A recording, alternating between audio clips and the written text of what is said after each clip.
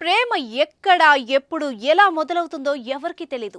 అలా ఓ యువతి ఓ యువకుడిని ప్రేమించింది. అతనే సర్వస్వం అనుకుంది. ఇంట్లో చెప్పి పెళ్లికి ఒప్పిద్దాం అనుకుంది. కానీ కుటుంబ సభ్యులు ఒప్పుకోలేదు. వేరే మతానికి చెందిన వాళ్లను ఎలా పెళ్లి చేసుకుంటావని తిట్టారు, కొట్టారు. అయినా కానీ అతన్నే పెళ్లి చేసుకుంటానని పట్టుబట్టింది. గొడవలు చినికి చినికి కాస్త జడివానలా మారాయి. గజం కేవలం 26,000 రూపాయలతో 165 గజాల భూమి కేవలం 52 లక్షలు మాత్రమే. దీంతో చెల్లెలు మాట వినడం లేదని అంతమొందించాలని ప్లాన్ చేశాడు. తన సోదరికి రక్షణగా ఉండాల్సిన అన్నయ్యే ఆమె పాలిట యముడిగా మారాడు. ఓ యువకుణ్ణి ప్రేమించిన పాపానికి కనికరం లేకుండా సొంత చెల్లెల్నే కడతెర్చాడు దుర్మార్గుడు. ఒక చెరువులోకి తోసేసి ఆమెను హతమార్చాడు.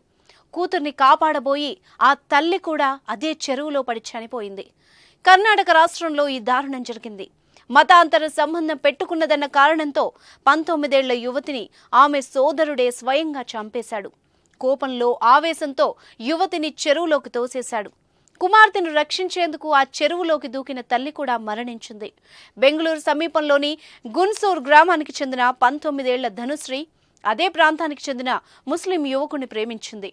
విషయం తెలుసుకున్న ఆమె సోదరుడు నితిన్ వాళ్ల ప్రేమను తీవ్రంగా వ్యతిరేకించాడు. మంగళవారం రాత్రి 9:30 ధనుశ్రీ నితిన్ మధ్య ఈ విషయంపై వాగ్వాదం జరిగింది. ఆగ్రహించిన నితిన్ తల్లితో కలిసి బంధువుల ఇంటికి వెళ్లే దారిలో సోదరి ధనుశ్రీని చెరువులోకి తోసేశాడు. కూతుర్ని రక్షించుకోవడానికి ఆ తల్లి కూడా చెరువులో దూకింది. అయితే తల్లిని కాపాడడానికి నితిన్ ప్రయత్నం చేసినప్పటికీ ఫలితం లేకుండా పోయింది. ధనుశ్రీ ఆమె తల్లి చెరువులో మునిగి మరణించారు. అనంతరం అక్కడి నుంచి వెళ్లిన నితిన్ బంధువులకి విషయం చెప్పాడు. వారే పోలీసులకు ఫిర్యాదు చేశారు. రంగంలోకి దిగిన పోలీసులు తల్లి కుమార్తె మృతదేహాల్ని చెరువు నుంచి బయటకు తీశారు. పోస్టుమార్టం కోసం ప్రభుత్వ ఆసుపత్రికి తరలించారు. నితిన్ను అరెస్ట్ చేసి సంఘటనపై కేసు నమోదు చేసి దర్యాప్తు చేస్తున్నారు. అయితే గత కొంతకాలంగా ధనుశ్రీ ప్రేమ వ్యవహారం గురించిన చర్చ వాళ్ల కుటుంబంలో జరుగుతూనే ఉందని బంధువులు చెబుతున్నారు. పద్ధతి మార్చుకోమని ఆమె అన్న పలుమార్లు హెచ్చరిస్తూనే ఉన్నాడని, ప్రతిసారి ఇద్దరి మధ్య గొడవలు జరిగేవని, అయితే తల్లిదండ్రులు కలగజేసుకుని శాంతింపజేసేవారని తెలిపారు.